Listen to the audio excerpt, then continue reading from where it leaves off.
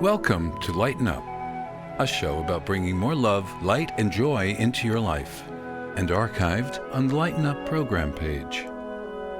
Please join us in the chat room by clicking on the chat room icon located on the left-hand side of our menu bar. Now the host of Lighten Up, Isabel Merians. Welcome to Lighten Up with Isabel, your good news show. Each broadcast we try to bring you very, very good news, and we welcome all of our viewers here and around the world, and we thank you for continuing your watching. Today, I have a lot of good news, believe it or not, in this negative climate. Often this program tackles serious issues and tries to bring you good news about how they are either being resolved or helped, and this show today certainly deals with that. Today we're discussing the tremendous increase in suicide rates and serious depression among young people. It's become almost an epidemic. Since 2008, these problems have more than doubled. And of course, there are many reasons for that. And the good news today is my wonderful friend, Amy Fabrikant, who's going to share some ways that are being used to help the situation. Welcome, Amy. Thank you. So nice to have you with me today, darling. It's so great to be here. I first want to say thank you. I'm a big Isabel Merians fan. Well, it's very kind. It's the truth, and it's a real thrill to be here with you. Well, it's a joy to have you, and I know you always have so much good information to share. And Amy is a children's book author, an educator, a circle keeper, and a communications specialist. So again, Amy, welcome. And of course, our focus today is taking the teachings of indigenous people and employing them in the New York City school system, which is a revolutionary new thing, actually a new way of educating, which is badly needed. Now tell me, how did you get involved in this work? Yes, thank you. This is something I love talking about, and I'm going to try to make a big topic really succinct. So I started working in education about over 30 years ago as an English teacher and history teacher. I worked in middle school and high school, and then went back, got my master's at Columbia University Teachers College, and started working as a literacy coach.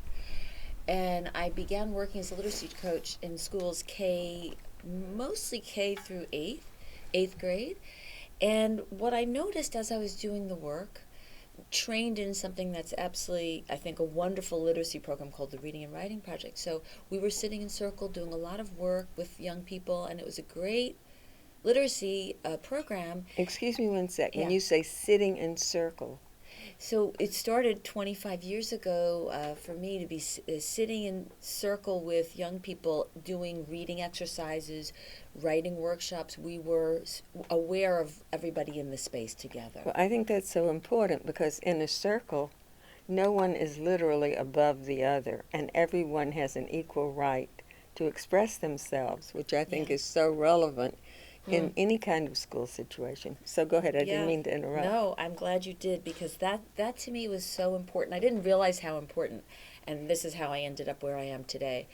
I started seeing how this literacy was wonderful, but it wasn't enough. And what I mean by that is they were going into so many different classrooms. As a coach, I'm not in just one classroom all year. And I started over the course of 10 years seeing many different students, many different teachers, schools, realizing that there's a lot of suffering and a lot of things that we were teaching in kindergarten, we were teaching again in first grade, second grade, third grade, really up through high school. So why are we teaching the same thing? Why are people struggling with this? And what I came to realize is that we need to do something before we teach this great content. We need to make sure we're all okay, that we're seen and heard. And this is what led me ultimately to a training it was called a restorative justice circle training. And I sat with who became a great mentor to me, and she's still alive. Her name is Kay Pranis, and she's mentor to many. She's written many books on the subject, and she's just a wise and wonderful person. And she taught me about this, and I knew I wanted to incorporate this in my work. It just felt so incredibly aligned with what matters to me and what I think is needed in our schools. Absolutely. Now, how did you come to Morningside Center? Because this is the organization you're currently working with, I know. And I, again, just so incredibly lucky to have found Morningside Center for Teaching Social Responsibility. They bring in restorative justice, now we call them restorative practice circles, into schools, training teachers, really K through 12, how to honor these practices as a way of social emotional learning. Well, you know, social responsibility can be interpreted very differently because, you know, we have social responsibility to our neighbor or to a group of people or to whomever. So how is social responsibility, how would you define it within the school system? Yeah, it's a great question. You know, because if you really think about it, it could be as simple as someone who has been bullied, bringing him and the bully together, and the bully having the responsibility of, you know, now accommodating and being more. Yeah. So could you give us a little understanding of social responsibility as it applies within the school system? Yes. I think, if it's okay, let me just tell it in a quick story, because I think that'll help. This is how I see social responsibility in education. A teacher, Kay Pranis, was sharing a story about doing this work. I think it was an elementary school classroom. It could be third grade, second or third grade. And students were having a problem that she didn't know about. So there was something going on. A student was struggling. Some students were struggling. They weren't sleeping well. Something a student was doing in the classroom. So she started to investigate and found out that one of her students had been threatening other kids and cursing them and acting out, right? And were making threats about, you know, breaking up their things and hurting them. And she had sidebar conversations with the student doing this stuff, and then she also talked to the other kids who had come to her about that behavior. That were having problems with this child's behavior. Right. So after doing that work, and she felt they were ready. This is a classroom that had been doing this kind of restorative practices. They came together in a circle, and here's the social responsibility. She asked the kids who had been struggling with what this child was doing to say how they felt, like what was happening to them. And some students started to say, one little girl said, I'm not sleeping at night, I'm having nightmares. Another child was saying that they were having having problems getting to school because they were afraid of what would happen in the classroom. And other kids shared some things, and the child who had been doing this behavior, right, had been acting out, got very quiet and had been prepared for this. This was, again, the teacher had worked with this child, right? So it wasn't a surprise. But what was happening was something inside. And the child then began to say, really heartfelt, I think there were tears in the eyes, how much they regretted doing this behavior and how they didn't ever mean to harm anybody, and they were never going to do any of the things that they threatened, and how they were going to stop doing that. And this classroom had a certain place and a program for when you get angry or aggravated or frustrated. And the child said, now I'm going to start doing their practice was, when you feel that feeling, you take a walk down the hallway and take 3 breaths, and you come back, and then you sit in this spot and you write some things down. So that was their practice, and he promised that he was going to do that instead of threatening people and acting them out. And did he say what had caused his own emotional turmoil that produced this kind of behavior, or not? I don't remember. He may have, and maybe to the teacher. I don't remember. I do know that they also said, this child said that they were going to write letters of apology to the students that weren't sleeping, and how much it really affected Oh, that's an interesting example. I want to just share one other thing. The Yes, of students course. who had been upset with this child, Mhm. then those kids said, as the circle process is happening, one by one said, we're going to invite you to play with us out in the playground. Nice. We're going to ask you to be a partner in class. We are going to stop. We were telling lies about you because you were doing this. We were making it worse. So they were taking responsibility as well. That's very interesting. Now, can we backtrack a minute and discuss the reasons for the depression and suicide rates today are just so apparent and so, sad. I mean, I have heard stories from friends of having 12-year-old children who are actually afraid to sleep alone in a room at night.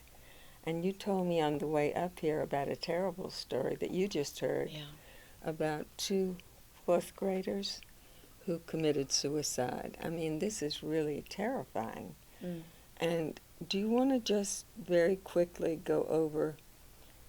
It's interesting. I spoke to my daughter about this subject, and she said to me, Mom, I feel that the number one reason is poverty and fear of deportation among these children. That's one major, major thing. Mm-hmm. Because she works with children who are so poor that they don't have shoes to go to school. Mm-hmm. Or there's one pair of shoes in the family, and there are a couple of kids, and they take turns wearing the shoes whether they fit or not, so that day is their day to be able to get to school. Mm-hmm. So obviously there are other things. I mean, every time the child turns on television or the news, there's climate change, there's global warming, and they have so many stress factors on just trying to adjust and be a kid within a classroom. Mm. What do you feel are the real major factors here? I agree with your daughter. I think some of the most destructive oppressions, the systemic oppression, racism, and around gender as well, and classism certainly are huge, if not everything. They are. And I think, I also think the social media for young people, I'm thinking Daniel Goleman, who's a social emotional psychologist, and Maurice Elias, who runs the Rutgers Social Emotional Learning Lab.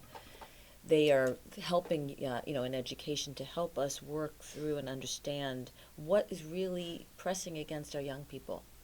And in an article that Daniel Goleman wrote about this, he said you wouldn't believe that it is really one of the biggest stressors for kids is getting to school, and for a whole host of reasons, being in school and judgment of their peers. Mm-hmm. Well, that's always been true. Yes, except now we have another huge factor of social media and the way they interact on these different platforms can be really, really dangerous. Well, I think that's very true. I think the technology, although it has improved many things, has made many things much more extreme. Mm. What is basically the overall climate in the average school today? Not the schools that you're working in with restorative practice, but just generally. What is your sense if you just walk into a schoolroom today? So I think regardless if it's the most resource school or under-resourced school, does it really, even the demographics to some extent, just the human beings walking into the schools and doing the work that we do, whether you're a teacher, student, administrator, staff, I think it is challenging, really challenging. Mm-hmm. And for all of these things that we mentioned, yes, we're all being oppressed and affected by it. Absolutely, absolutely. Okay, tell us a little bit about Morningside Center, about their background, how they got started, and how they're continuing their research. Yeah, so I was very drawn to Morningside. They started in 1982, a group of educators feeling urgent need to do something about our educational system. And they did. And what they wanted to do, I wrote a couple of keynotes to myself because I love the language. This is on their website, so you can pick this up right there. They envision human societies that are just, peaceful, environmentally sustainable, and truly democratic. I love that. Well, that's something Right? we could all hope for. Right? Absolutely. And it's not just a pipe dream. There are actual things we can do, and we can contribute in meaningful ways. And we all have a sphere of influence. Absolutely. Even and starting with ourselves. Right. This is Morningside Center for Teaching Social Responsibility. Created two of the largest, or the nation's leading, research-based social emotional learning programs. So they're really well founded. Like I said, it's research based, and I think that's really significant. Now, are they affiliated with any universities, or? They work collaboratively with universities, and they work collaboratively with the Department of Education in New York City. And they work also, there's a collaborative around social emotional learning that's a large organization, and they work along with them too. That's very interesting. And how do they get their funding? Through donations and large grants. And in fact, the work that Morningside Center is doing now, the funding has increased in just the past, I think, 5 years. It's almost tripled. Wonderful. It's almost, it's in As more and more people find out about it. Exactly. Now, if a school in the viewers' area was interested in bringing this methodology into their school system, how would they go about this? Would they contact Morningside, or how would they basically go about it? I think contacting Morningside Center would be a great idea, place to start. And there are people working directly in programming and in forming contracts, and can make whether it be Morningside or an affiliate to help direct people to what they need. Right. Well, I have a quote from a Dr. Yang, who is a professor at the University of Southern California, who says that these findings of depression and suicide show that we're not supporting our adolescents in developmentally appropriate ways, and this is absolutely true. And of course, you stated to me that Morningside is doing a 4-year project. Could you share some of the findings that or the results that they've had so far? Yeah. They received, it's called Investing in Innovation, I3 grant. And it's a whole school restorative practice project. So the restorative practice circle, bringing those practices and the circle training and coaching of that into schools. And how many schools are involved in this project? Right now there are 9 schools. In New York City? Identified 9. All in New York City? Yes. Does 9 high schools. Middle school and high school. So now, does Morningside extend its reach to schools outside of New York City? It does. They do work with schools in the sort of the tri-state area, and they may have a few contracts beyond, but primarily focused in this area. I see. Okay.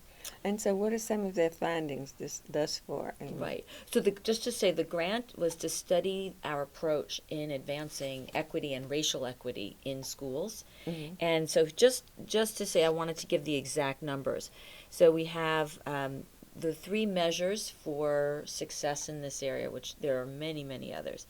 Those might be more anecdotal in terms of the social emotional, or it's very difficult to tell what you've prevented. Yes, of right? course. But here are the things that can be measured and are measured: the suspension rates, the rates of discipline in schools, and the graduation rates. And sometimes schools are measured. Sometimes you hear that school gets an award, and some of those are some of the factors that are in these awards that schools receive. And for example, schools that were trained in restorative practice circles, so they had some training, let's say 1 year of training, they saw a drop in school suspensions by 44%. Well, that's a huge number. Wow. And for schools that's impressive. Yeah, right? That's a very impressive number. For schools that have continued on after the initial year with coaching from Morningside, 3 years out, they noticed and recorded 61% drop of suspension. That's amazing. That's really amazing. That's a big number. Wow. And with that, the measure of discipline, and remember, restorative practice circles were formed as a alternative to traditional school discipline. Yes. Traditional discipline is you've done something quote unquote wrong, right? or i.e. made a mistake, or something's happened, right? Right. So now you go into this box and you get penalized and punished. And along with that goes, students are then rewarded, right, for good behavior. And that is the nature of the majority of our schools. We live in that dichotomy of good, bad, right, wrong, punishment, and reward. So this is looking as an alternative. Absolutely. To the discipline, that's what we're measuring, right? Dropped, this makes a lot of sense, right? Because we don't have a bunch of wrong people in our building. Right. We now have people who may have made mistakes. And most importantly, the drop in discipline, 70%. Wow. And that's include those 70% less incidents with and without weapons. Wow. That's amazing. That's truly amazing. So this is really, really a revolutionary new methodology. It's very impressive. And also the graduation rate's 3 times higher than peers in schools that are not practicing restorative practices. So, yeah. Okay, so now we're going to get down to the business of the indigenous methodology that you're introducing and using for these wonderful practices. And could we start with the medicine wheel? Absolutely. And this is something so near dear. Should I leave it there? Oh, okay. It's I absolutely love this because it's such a beautiful depiction, not just because I painted it. I'm saying the medicine wheel concept itself, because traditionally in schools, traditional schools focus on the physical body, right? PE, physical education, right? And the mental. And the mental, right? How you get tested on what you know. Sure. Your intellect. Right. And the idea of bringing in the whole person recognizes that there's a spirit and an energy inside all of us, and there's an emotional body. Right. And that we have the capacity to hold awareness of all of that. And if we do and have a balance, we're going to be a whole lot better off and more productive. Of course, of course.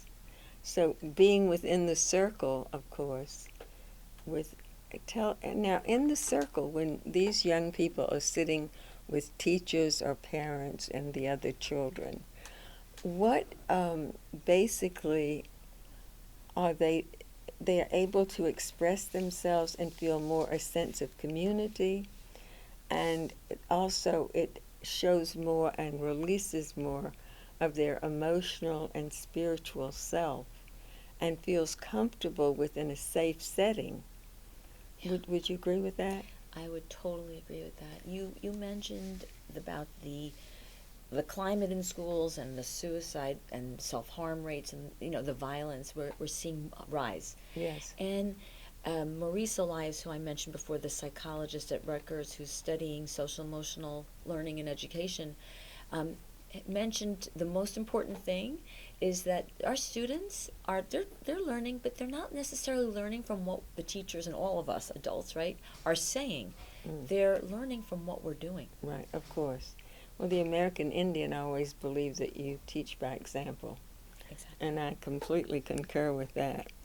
Now, the emotional, spiritual, mental, and physical aspects of the wheel, I just want to understand more about the use of the wheel and how it speaks to the child.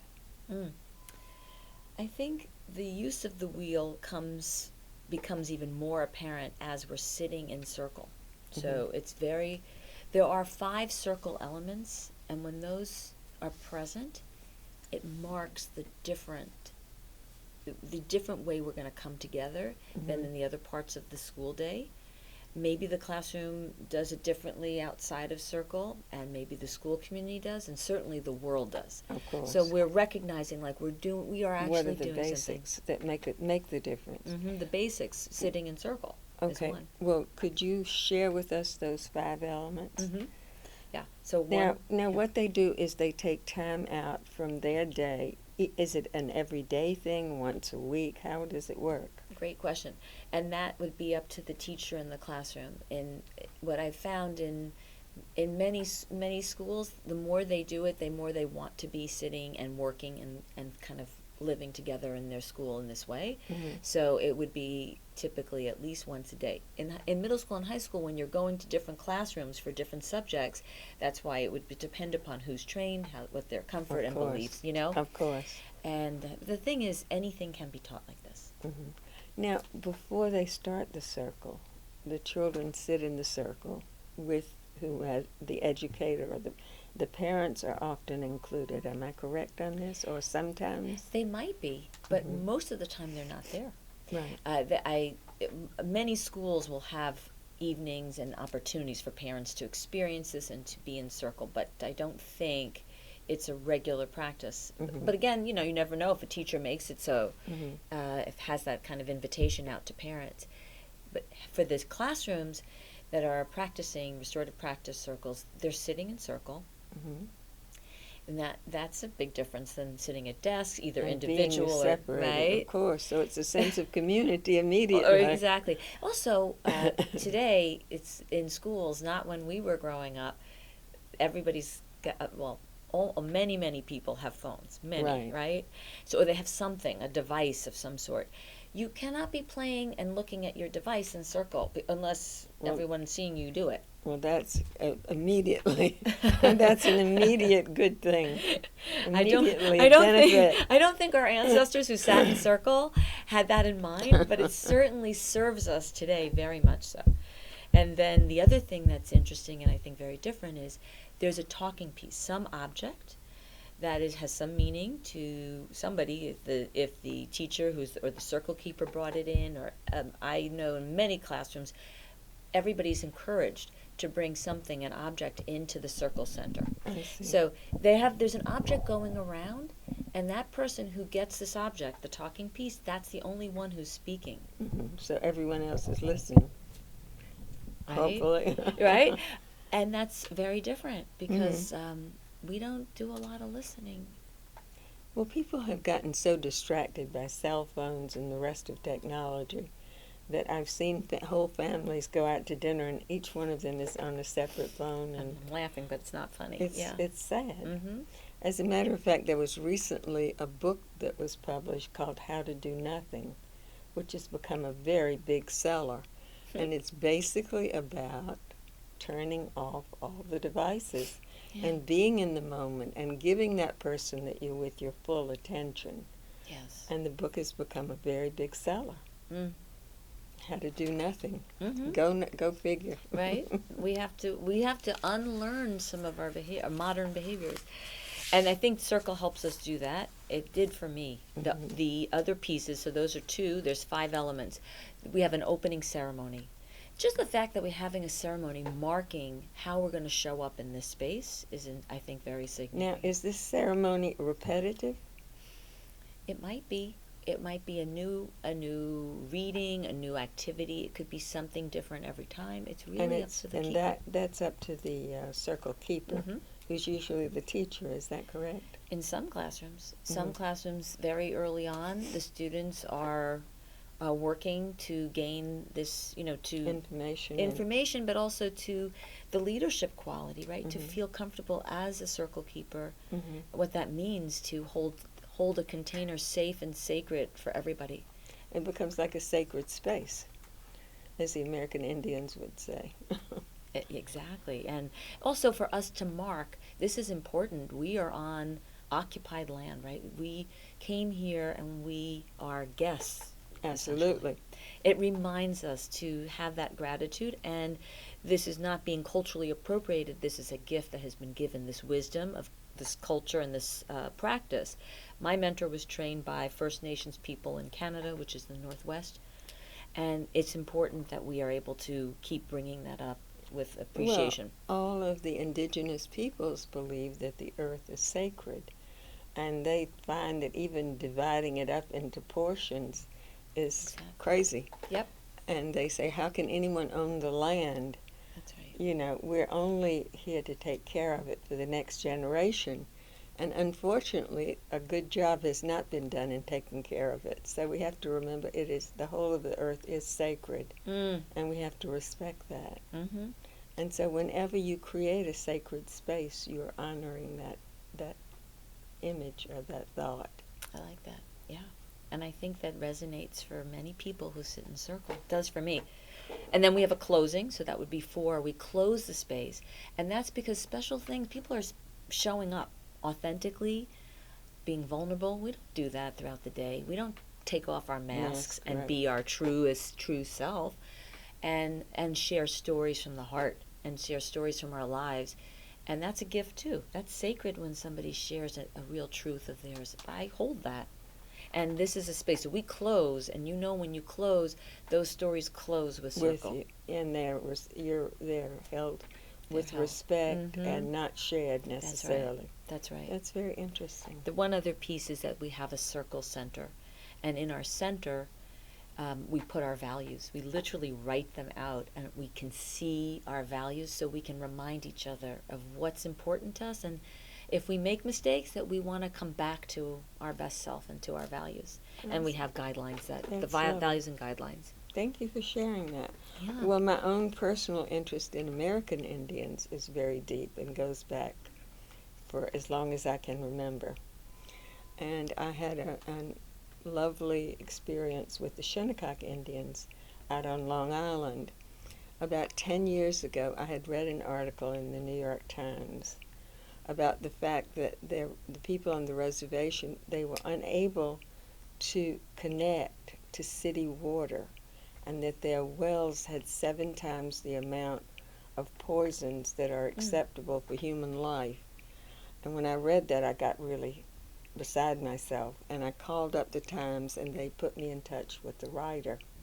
And I asked him if he could give me the name of some of the elders there that I might contact them. And he did, and I made an appointment, and my husband drove me out to the reservation. And I remember it was a rainy day. We met under a tarp.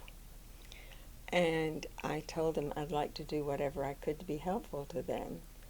And they were very appreciative, and they told me that the night before, another woman had read the same story, who was enormously wealthy, and had given them $7 million, which was the exact amount they needed to connect to city water. But they did tell me that many of the homes on the reservation were quite old and run down and owned by older people. And they had young men who could do the work to repair them, but they didn't have money for, making the repairs. So I promised them to help them with that. So I did that, and I always felt happy. And in return, they invited me for the next Thanksgiving that they were doing. And it was an actual replica of the Thanksgiving feast that the Pilgrims were met with when they landed. So it was lovely. And unfortunately, I didn't get to go because I was having my entire family come to my house for dinner. But it was a really special thing for me. And of course, the interest that I have is that there's so much wisdom that we can learn from indigenous people. And I've just jotted down a couple.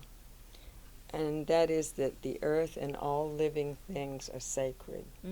We have to honor all the creatures of the earth with honor. And they also spoke a great deal about the oneness of all being. We're not really separate. The same things motivate each of us, hopefully. That's one of the 7 core assumptions of circle. Oh, really? Another one is that global peace can never be attained by military force or by technological advancement. It has to be with peace within the human race in all countries. Another is,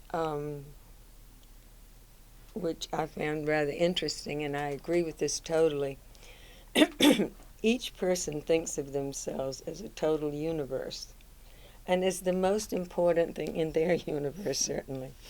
And the Indians said we're only one thread in the web of life, and that's something to always remember. Another thing that I liked was that the weakest link in any tribe, that no tribe was stronger than their weakest link. And therefore taking care of everyone within the tribe was primary.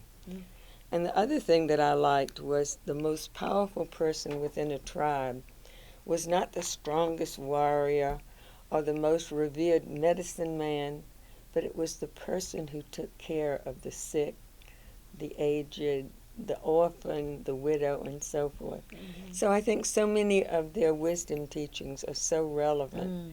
and we need to be reminded of those things today. Right. Amy, I know about your deep commitment of helping, and you've written 2 children's books which reflect that in different areas. And I'd like for you to speak briefly about when Kyla was Kyle. Would you speak about that first? Yes. When Kayla was Kyle, I wrote that.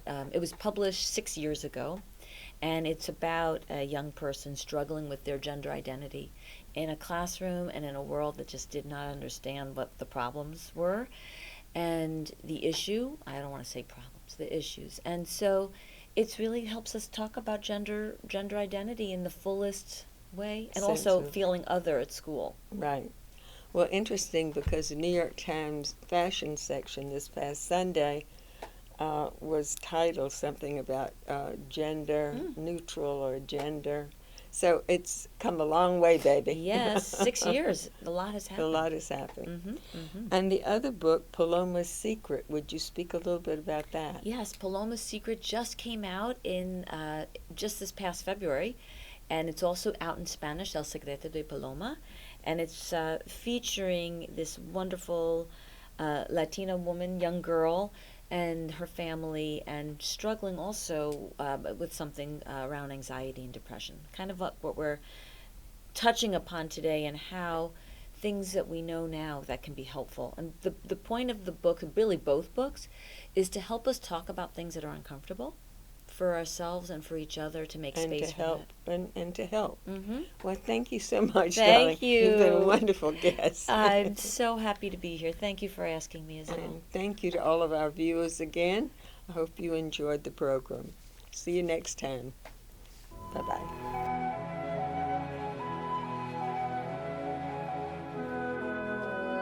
Until next time, remember to live a more joyous life. Lighten up.